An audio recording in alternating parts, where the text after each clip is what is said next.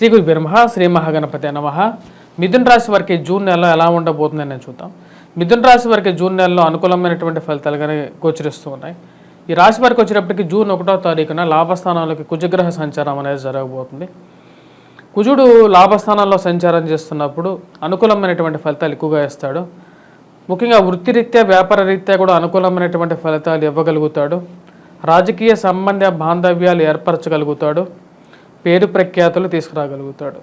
ఈ రాశి వారికి వచ్చేటప్పటికి వ్యయ స్థానంలోకి గురుగ్రహ సంచారం జరిగింది మే 1వ తారీఖున.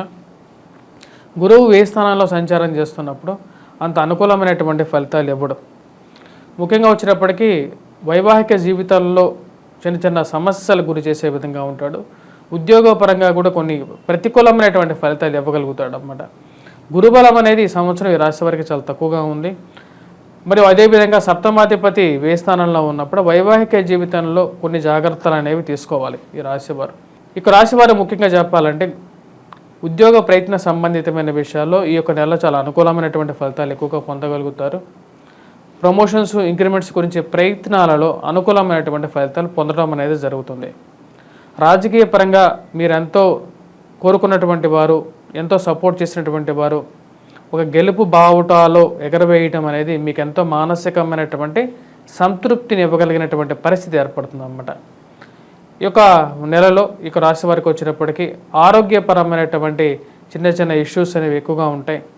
ముఖ్యంగా ఎందుకంటే 15వ తారీఖున వ్యయ స్థానంలో ఉన్నటువంటి రవి జన్మరాశిలోకి సంచారం చేయబోతున్నాడు.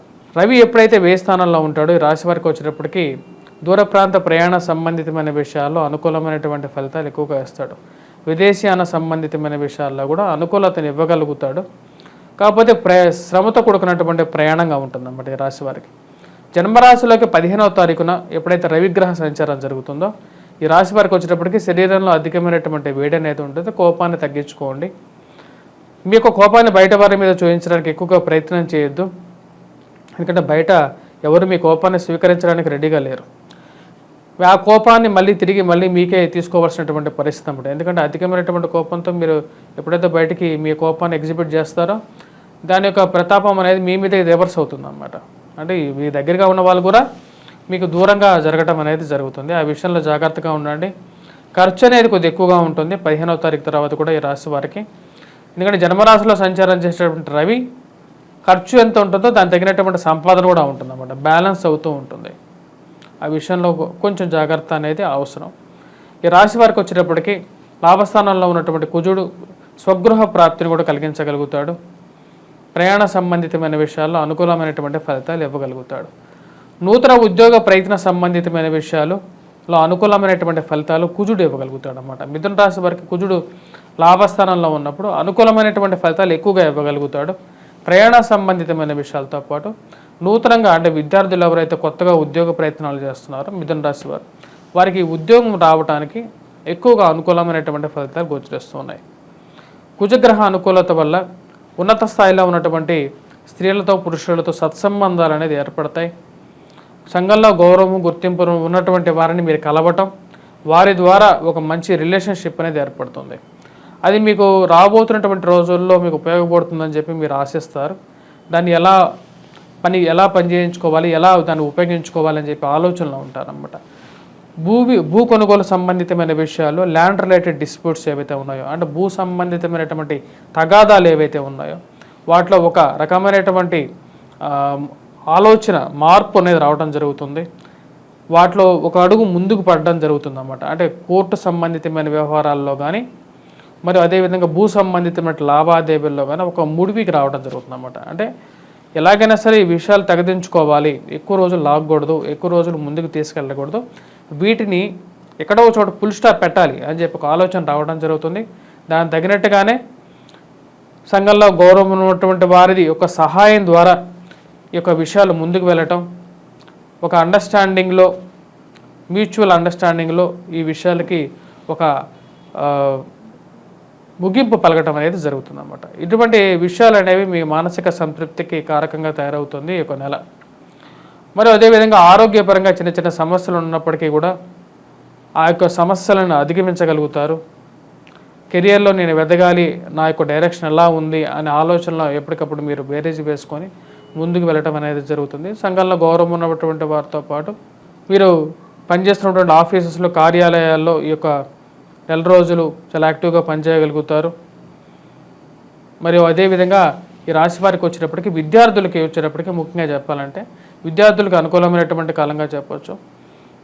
ఎవరైతే గ్రూప్స్, సివిల్స్, ప్రిలిమ్స్కి ప్రిపేర్ అవుతున్నారో, యూపీఎస్సీ ఎగ్జామ్స్ కోసం ప్రిపేర్ అవుతున్నారో వారికి ఎక్కువగా అనుకూలమైనటువంటి ఫలితాలుగా చెప్పవచ్చు.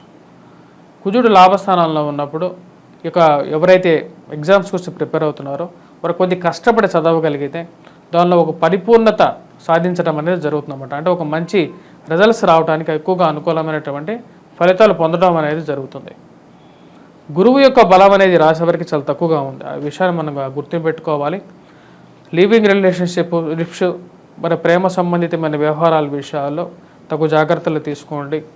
గురుబలం తక్కువగా ఉంది. అదేవిధంగా ఈ రాశి వారికి వచ్చేటప్పటికి రవి కూడా జన్మరాశిలోకి రాబోతున్నాడు. రవి 10th హౌస్లో వచ్చేటప్పటికి రాహు ఉన్నాడు అన్నమాట. రాహు అనుకూలమైనటువంటి స్థానంలో ఉన్నాడు కాబట్టి మిథున రాశి వారికి రాజకీయ పరంగా కొంచెం అనుకూలత అనేది ఎక్కువగా ఉంటుంది. కానీ గురువు ఎప్పుడైతే సరైనటువంటి స్థితిలో లేడో అది కొంచెం ప్రతికూలతగానే ఉంటుంది. ప్రేమ సంబంధితమైన వ్యవహారాల్లో తగు జాగ్రత్తలు తీసుకోండి. మోసపూరితమైనటువంటి మాటలను నమ్మద్దు. మీరెంత ప్రేమిస్తున్నారో ఎదుటివారు కూడా అంతే ప్రేమిస్తున్నారా లేదా అనే విషయాన్ని 1-2 సార్లు ఆలోచించుకొని ముందుకు వెళ్ళండి. పరస్త్రీ వ్యామోహం, పరపురుష వ్యామోహం అనేది కొన్నిసార్లు ప్రతికూలమైనటువంటి ఫలితాలు కూడా ఇవ్వగలుగుతుందనే విషయాన్ని గమనించండి. అసలు ముఖ్యమైనటువంటి సూచన. ఈ రాశి వారు చేసుకోవాల్సినటువంటి పరిహారాలు ఎలా ఉన్నాయి అనేది చూద్దాం. ఈ రాశి వారికి వచ్చేటప్పటికి మొదటి 15 రోజుల్లో ఈ రాశి వారికి వచ్చేటప్పటికి కుజుడు అనుకూలమైనటువంటి ఫలితాలు ఎక్కువగా ఇస్తున్నాడు. వృత్తిరీత్యా, వ్యాపార రీత్యా కూడా అనుకూలమైనటువంటి ఫలితాలు ఇవ్వగలుగుతున్నాడు అన్నమాట. ఎందుకంటే జూన్ 1వ తారీఖునే కుజుడు ఎక్కువగా రాబోతున్నాడు, మంచి స్థానంలోకి రాబోతున్నాడు. అదేవిధంగా ఎప్పుడైతే రవి 15వ తారీఖు తర్వాత జన్మరాశిలోకి సంచారం చేయబోతున్నాడో అది కొంచెం ప్రతికూలమైనటువంటి ఫలితాలు ఇవ్వబోతుంది అన్నమాట. కాబట్టి ఆ విషయంలో తగు జాగ్రత్తలు తీసుకోండి. రవిగ్రహ సంచారం మిథున రాశి వారికి వచ్చేటప్పటికి కొంచెం వ్యతిరేకమైనటువంటి ఫలితాలు ఇవ్వబోతుంది అన్నమాట. తద్వారా వచ్చేటప్పటికి సూర్యారాధన అనేది చాలా ముఖ్యం రాశి వారికి. బుధుడు, శుక్రుడు జన్మరాశిలోకి సంచారం చేయబోతున్నారు. 14వ తారీఖు, 12వ తారీఖు ఈ రాశి వారికి బాగుంటుంది అన్నమాట. 12, 13, 14వ తారీఖు. ఎందుకంటే బుధుడు, శుక్రుడు కలిసి జన్మరాశిలోకి సంచారం చేయబోతున్నాడు కాబట్టి ఎక్కువగా ఫలితాలు ఇవ్వడం అనేది జరుగుతుంది. ఆ విషయంలో తగు జాగ్రత్తలు ఎక్కువగా మీరు యూటిలైజ్ చేసుకోవచ్చు. 12, 13, 14 ఈ రోజుల్లో ఏదైనా మీరు ఒక మంచి కార్యక్రమాలు మొదలు పెట్టాలనుకున్నప్పుడు ఆ టైంలో మీరు ఆ డేట్స్లో, ఎందుకంటే జన్మరాశిలోకి గురువు, జన్మరాశిలోకి బుధుడు, శుక్రుడు 2 బ్యూటిఫుల్ ప్లానెట్స్ అన్నమాట రాబోతున్నాయి. కాబట్టి 15వ తారీఖు రవి రాబోతున్నాడు కాబట్టి ఆ టైం నుంచి మళ్ళీ అంత అనుకూలంగా ఉండదు. సూర్యారాధన గురించి వచ్చేటప్పటికి ముఖ్యంగా సూర్యుడికి అర్ఘ్యాన్ని సమర్పించడం, సూర్యనారాయణ స్వామిని పూజించడం, ఆదివారం పూట ముఖ్యంగా వచ్చేటప్పటికి అర్ఘ్యాన్ని ఎక్కువగా సమర్పించాలి. గాయత్రి జపాన్ని చేసుకోవాలి. మరియు అదేవిధంగా గురువు కూడా సరైనటువంటి స్థానంలో లేడి రాశి వారికి గురుగ్రహ మంత్ర జపాన్ని చేసుకోవటం, శనిగ్రహ ఆరాధన చేసుకున్నట్లయితే అనుకూలమైనటువంటి ఫలితాలు ఎక్కువగా పొందడం అనేది జరుగుతుంది అన్నమాట. స్వస్తి.